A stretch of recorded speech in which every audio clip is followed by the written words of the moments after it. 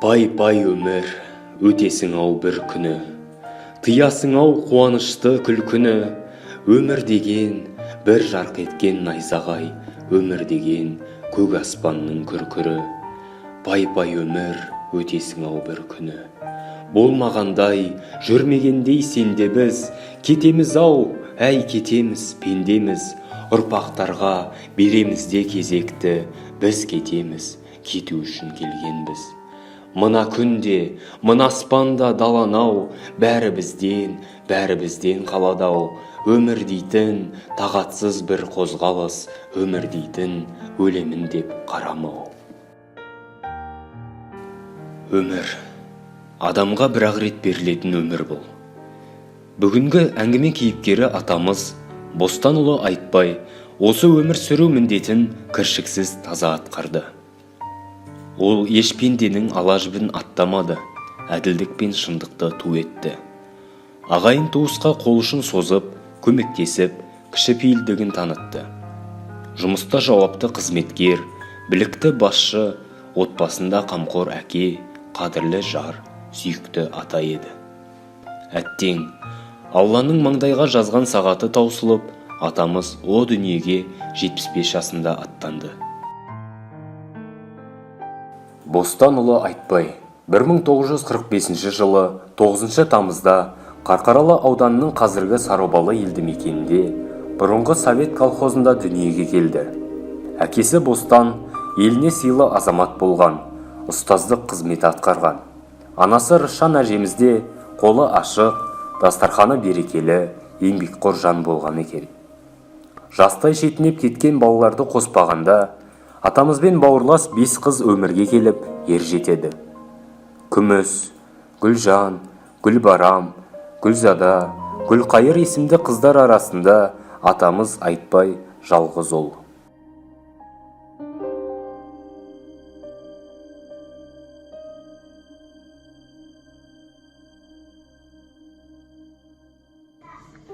Мен Айтбайдың апасы боламын. Айтбай бауырымның өмірден өткеніне бүгін 1 жыл өтті.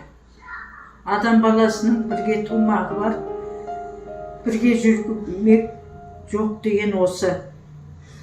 Бауырым анасы әкесінен жас қалды. Со жастығына қарамай енді шаңырақ иесі болып, анасына, бауырларына қамқоршы болды. Қызметін жасады ауылда. Ауылдың жақсы азаматы болды.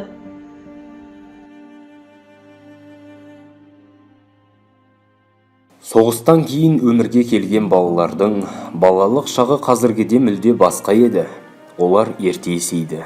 Еңбекке балаң кезден араласып, буындары қадайды. 1 жылы туған түйдей құрдастарымен қоса, сол туған жерінде олар есте қалар жарқын күндерді бірге өткізді. Біздің өмір сүрген жеріміз сол бір аймақ болды. Анау Қасым ауыл дейміз ғой. Қазір Сарыбал деген жер, білесіңдер ме? Сол колхоз болды, Совет колхоз деген. Бізге күйеу болды, Рышан деген кісіні апамыз деп есептейтінбіз. Қасым деген ақсақал болды, Қарағандыда тұрды, сол кісінің қызы болады, Рышан деген кісі. Содан жаңа Бостекем өзі мұнау сүйкімді болды елге. Біздің әгі жастардың барлығы неше қалжақтап, ауызбен болсын, қолмен болсын сөйтіп жататын. Сол ойынның бәрін көтеріп, сөйтіп жүретін. Ал Рышан деген кісі енді бір өте еңбекшіл адам болды. Мына қолынан келмейтін нәрсе жоқ, дастарханы мол болды, дәмді болды тамақтары. Мына Қапиеттен Айтбай жаңағы Тоқаш Қорос деген жерде бірінші классқа барды. Солардан Жақсыбай деген, білесің бе Жақсыбай деген кісіні? Ана Алматтардың әкесі, енді ол 1 жас үлкен. Сол бәрі қатар бастады ғой дейіп, олар сол жақта бастады. Содан бастауыш біткенсе сол жақта оқыды. Оның кейін жас кезімізде мектепте жөнді болмады, ол мынау Ақтоқаш деген қыстақта, жан-жақтан қыстақтардан барып көп оқимыз, бір бөлме. Сол бір бөлмеде жаңағы 2-ден 3-тен 1-ші класс, 2-ші класс, 3-ші классқа шейін болды. Солай жиналып, соған шақты бала оқитынбыз. Айтбай мына тақырдан келіп оқыды, Айтбай өзің жаңағы немере ағасы бар, Жақсыбай. Солардан бітіргенде оны Аққорға бардық, Аққордан оқу бітірді. Астынан жазда атарбаменен мен, Күміс, Айтбай, Бесжан баркем оқыдық. Содан кейін қыста шанамен баркем оқыдық. Содан кейін 4-ші класста Сергетпесте Серік болды, мұғаліміміз Әбіш болды, Серік Жазыбаев. Біз онда тақырда тұрдық. Айтбайлар сол Қалақтаста тұрды.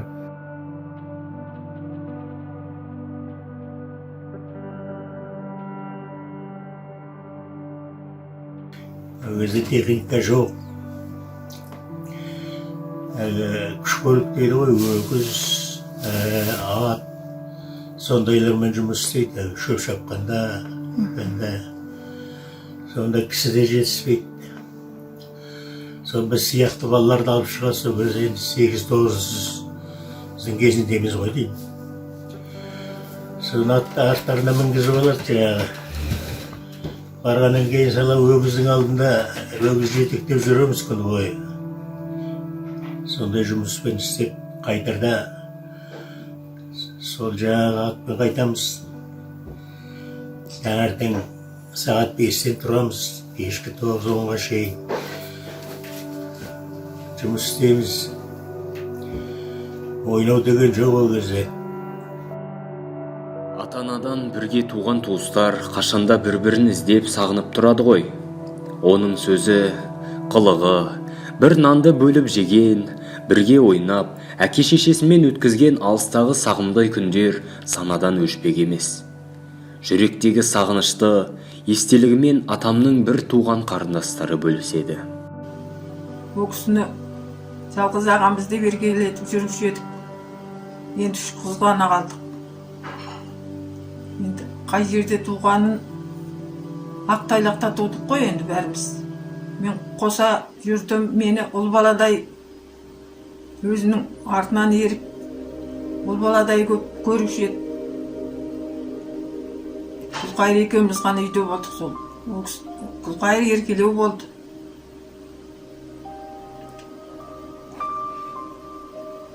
Шалбарына дейін өтөктеп, таңертең жұмысқа барарда сөйтіп дайындап қоятынды мен. Шалбарым дайын тұр екен ғой деп қуанып, соны киіп алып кететін жұмысқа. Одан енді Қарлығаш келді. Жеңгемде ол уақытта жер үстел ғой, үстелде шешеміз бар кез ол. Шай ішіп отырамыз. Сосын көп сөйлеп отырады ғой енді жеңгей.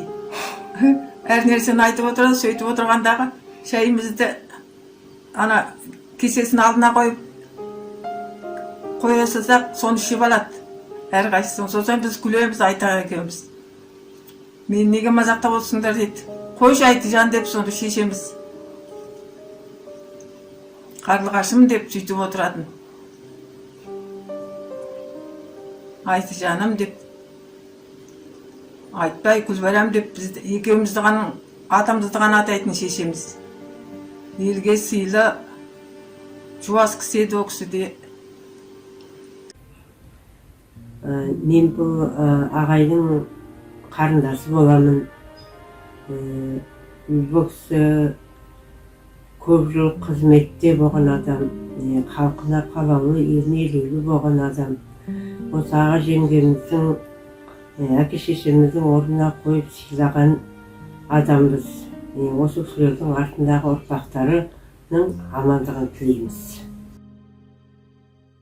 Өмір ағыны тау суындай толастамай, жас бала ержетіп, келешекке қадам басты.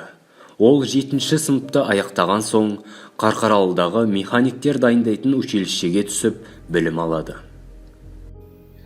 Сол 5-6 бала өзіміз жеке бір бөлме жалдап тұрдық. Ол кезде сол үкіметті көмектеседі, атпарлатында бәрінде. сол алтауымыз сол үйде ойнап күліп жүреміз, ойнап күліп сол үйде болып, сол үйден таратып қой, екінші сол үйде болып. Үкіметтің беретінде бір рубль дейді ғой, 10 рубль. Сосын киімдерін береді. Соны қайдап ауылға қайттық. Ауылға құдай сақтасын, төбеміз көкке жеткендей, бір еш бітіріп кеткендей болды. Келдік. Келе сала сол еңбекке араластық. Ауылға келіп еңбекке араласқан жас жігіт оқыған оқуының нәтижесін көрсете білді. Трактордың, көліктің қыр-сырын біліп жүргізушілік, механизаторлық қызметті адал атқарған ол жауаптылығының арқасында көзге түсіп, бригадирлік қызметке тағайындалады.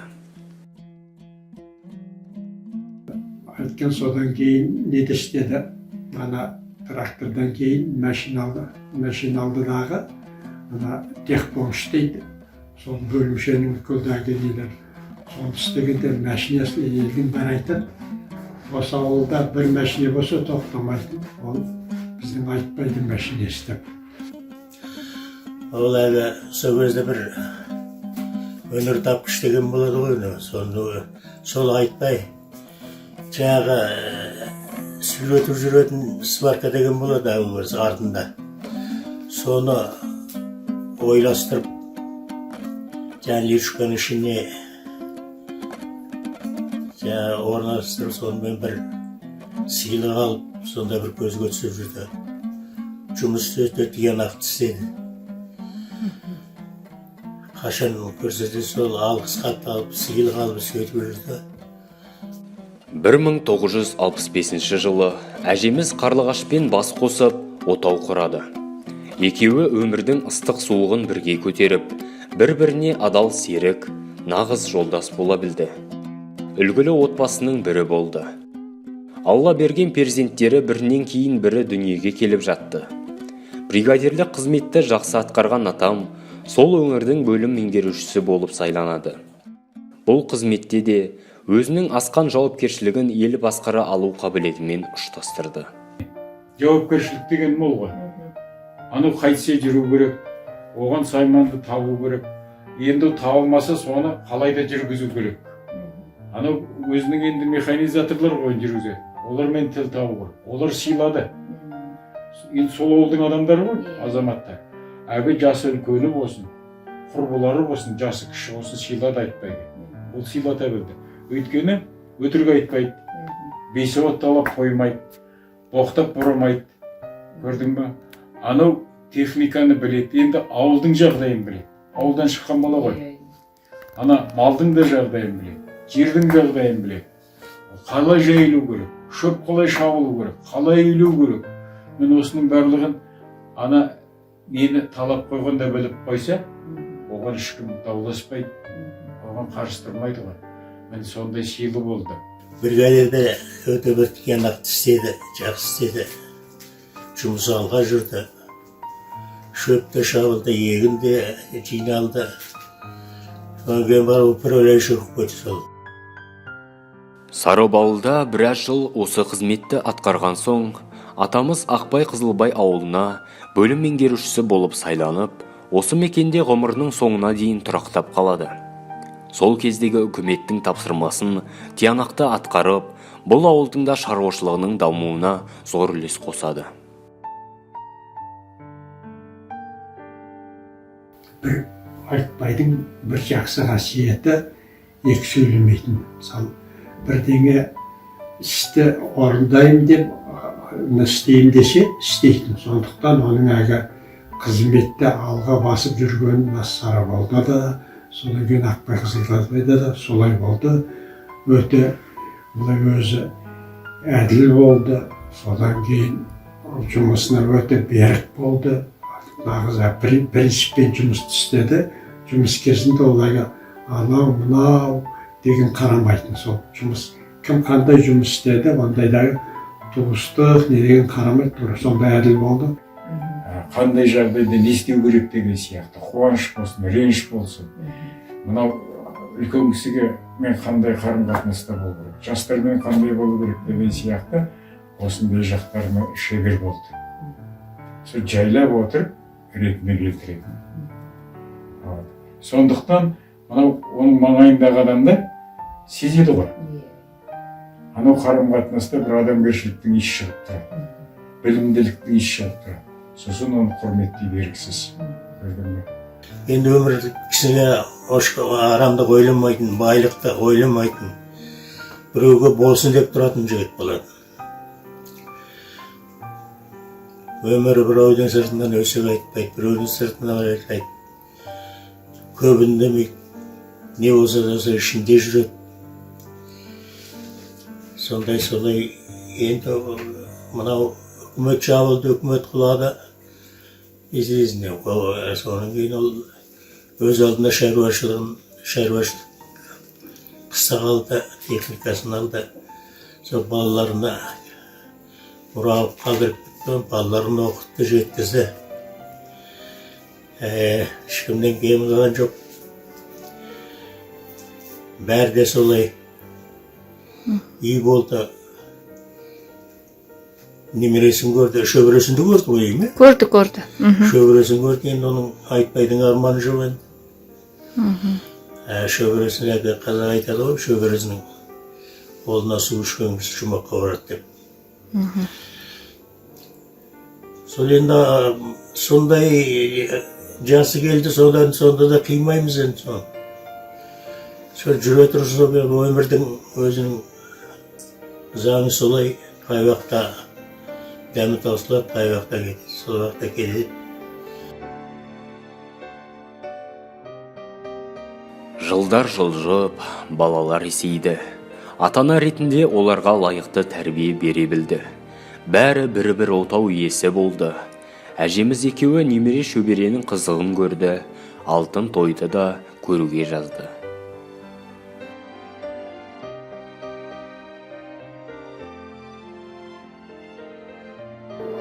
Құрметті күміс жолдастарым, уақыт тауып біздің қуанышымызға балалардың біз келіп көңілімізге рахмет. Батыңызды күн аллайтын анам өтетініз, мынау бірге өскен деген жеке отырады ғой, соның ішінде мынау жәнібек,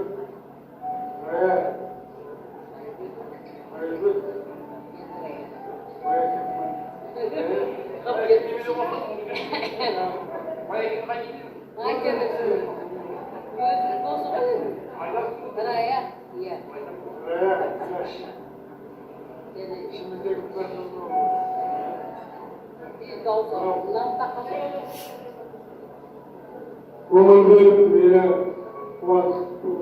алған нежесаңызға өте ризамын. Бақыттымын, балаларыңыздың қызықтарын көріңіздер. Осы ешқандай болмасын, қызыққаны көру қоясын.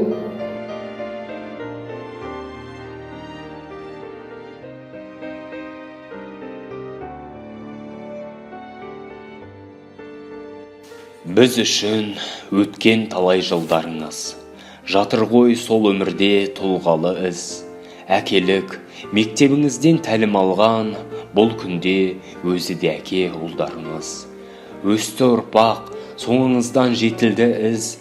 Ата деп айдарлы ұл, кекілді қыз. Үлгі болдың бұтақ жайған ол қызыңа, аласармас мұнарлы тау секілдісіз.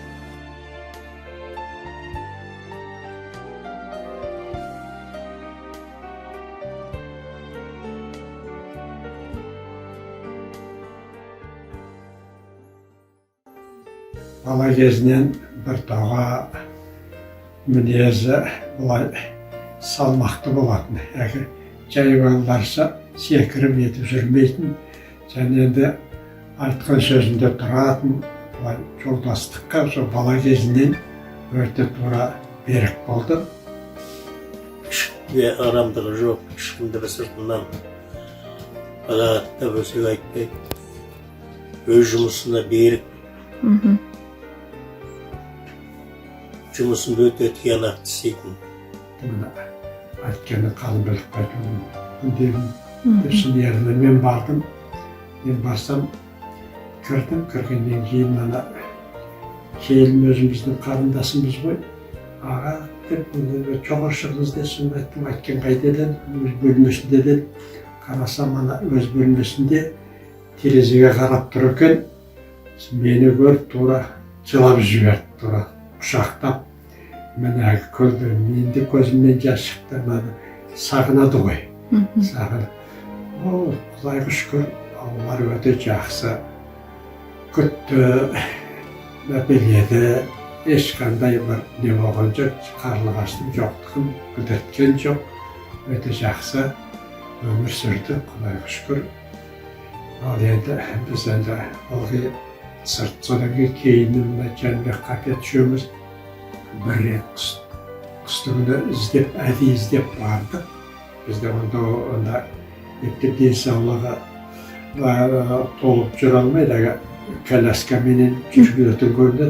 Онда да бізді көріп, тура көзіне жас алып, қуанып, бәрімізбен отырып, біраз әңгімеміз тыңдап, сонда ризалап қайтқан болатын.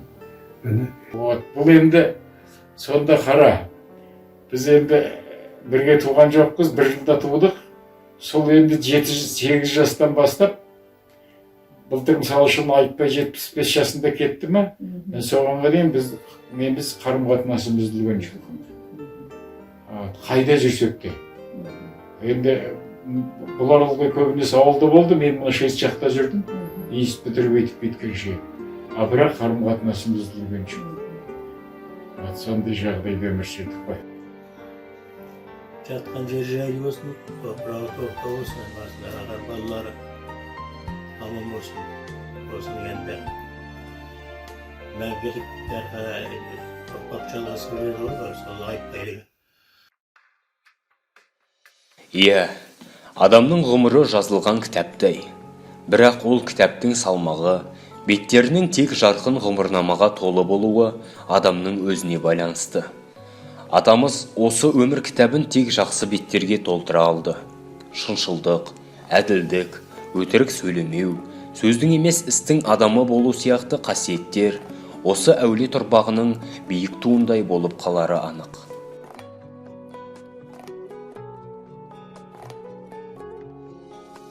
Міне бүгінде сол бала шағасы жиналып, әкесінің еске алып, жыл өткеніне жиналып, міне Құранын беріп жатыр. Осы беріп жатқан Құраны бауырларыма қабыл болсын деймін. Алла денсаулық берсін деймін. Бауырымның жатқан жері жарық болсын. Әруағы жебеп жатсын. Артындағы балалары, мына шөберелері бәрі де ержетіп аман болсын. Жақсы, тек қана жақсылық тілеймін. Жан-жағымдағы жақын жуық туысқандарымыз, келген қадамдарыңыз сауаптан болсын. Тек қана жақсылық болсын арты. Осы Құран беріп жатқан Құранымыз қабыл болсын.